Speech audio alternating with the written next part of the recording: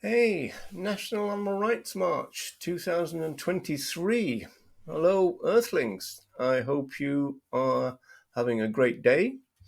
Now, I'm pretty confident that you're standing, sitting, or whatever you're doing in a very sunny London. And I'm also pretty confident that I'm speaking to you from a very sunny Dublin in Ireland. So, whether that's all true or not, I don't know. We'll have to wait and see the weather, won't we? Okay. Now, I've been a vegan activist since 1979, so I'm very interested in the history of the movement, and you could say that with some others, I've kind of made a little bit of it. Now, today, I want to explore who we are as a social justice movement. What are our values? What were the hopes and aspirations, for example, of those who began the vegan movement in 1944 at the end of the Second World War? Yes, it's true, 1944. So if you thought that the movement was begun less than 10 years ago by Joey Carbstrong and Earthling Ed, then I'm afraid you've been misled somewhere along the line. A good place to start, and I'm pretty confident about this too, is an introduction to the principles of morals and legislation by Jeremy Bentham, first published in 1789. Now, this is a very famous footnote. In fact, you could say it might be one of the most famous footnotes that there is. And the end of it reads this, and I'm sure you're familiar with this. The question is not, can they reason, nor can they talk, but can they suffer? Of course, Bentham was talking about animals other than human animals, and so I'll just call them other animals from now on. Can they suffer, was the question. Well, yes, they can, and human animals can as well. So, what do we do about their suffering? Now, this is when we can begin to tease out some of the most important differences between animal welfare and animal rights. The question is what to do about other animal suffering. The animal welfare movement wants to regulate and reduce the amount of suffering of other animals. On the other hand, the animal rights movement wants to abolish, completely end the uses of other animals that cause that suffering. So, which camp, so to speak, does the vegan social movement fall into?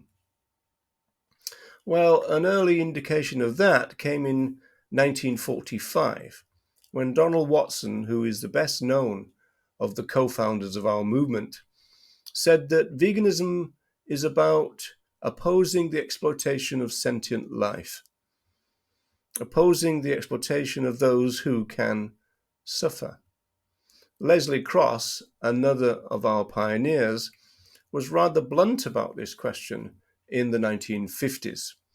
Leslie Cross was probably responsible more than any other vegan pioneer for what we now know as vegan philosophy.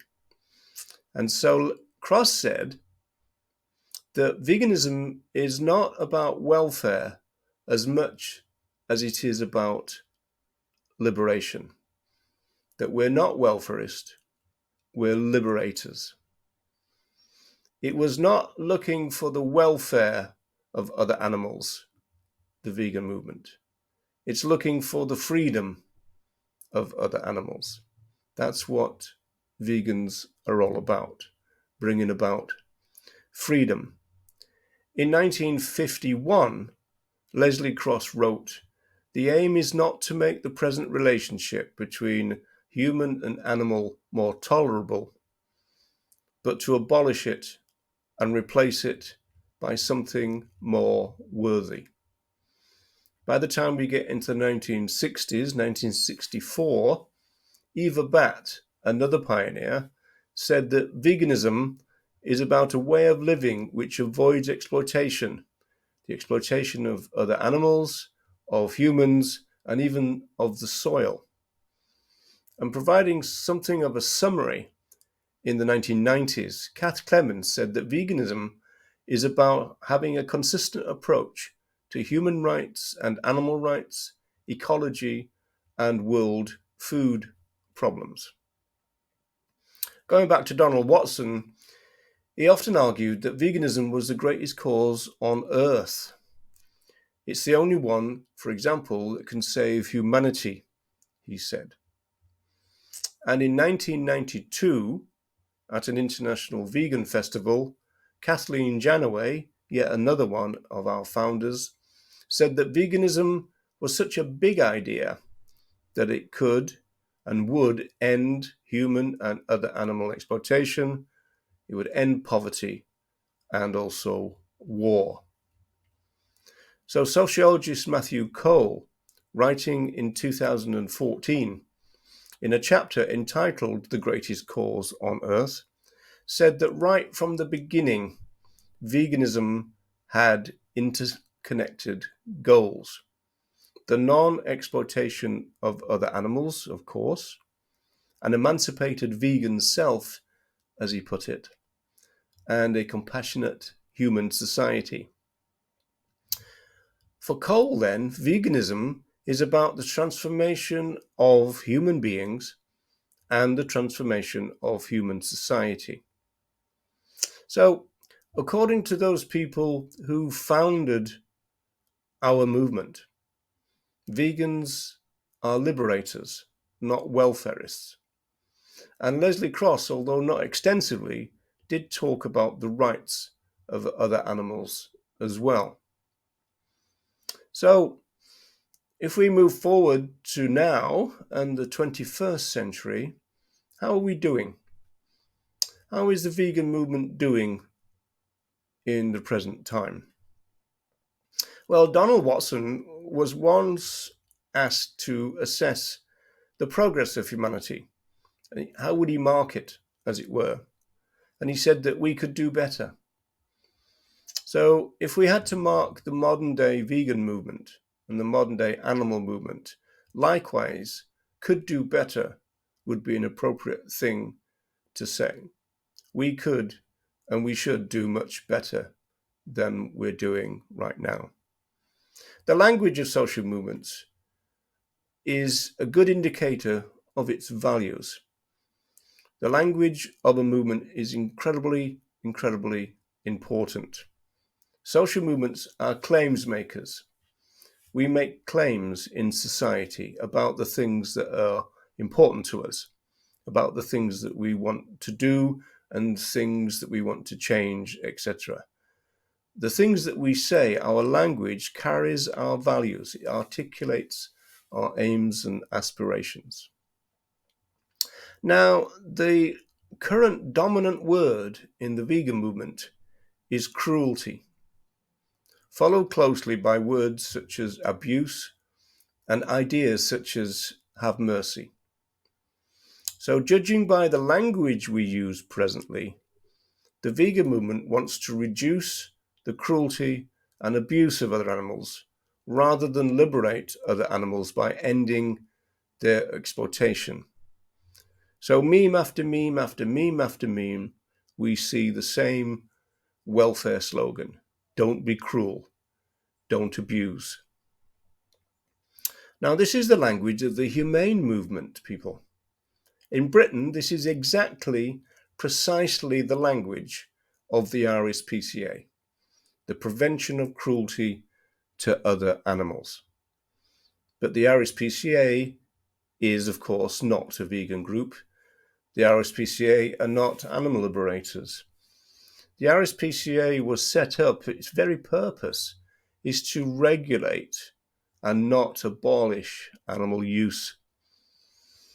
So this begs a very big question. Why are we vegans using the language of the RSPCA instead of the language of animal rights and animal liberation? I believe that the modern day vegan movement needs to recapture the radicalism, the revolutionary fever, if you want, of the people who co-founded our movement. In 2003, Donald Watson, near the end of his life, wrote to yet another co-founder, Arthur Ling, saying that veganism by definition claims to help animals and people, and that the vegan society must do its part in bringing it about. The vegan movement must play a central role. But tragically, the modern day vegan movement is sadly letting down the people who began the movement. This means that, again, tragically, we have an animal rights movement in name only. The word rights is a rhetorical thing in our movement. It's not central to the way we think about it. It's a really sad thing. I believe that we can turn this sorry state around. And I believe, and I'm sure that Donald Watson, Elsie Shrigley, Eva Batt, Leslie Cross, Kathleen Janaway, Faye Henderson, and many, many others of the early vegans also believe that we can indeed do better. So let's try to make them proud of us again. The revolutionary values of early veganism. Let's recapture it. Okay, people, that's enough for me. I hope you enjoy the rest of your day. And Earthlings, be good, and I'll see you again.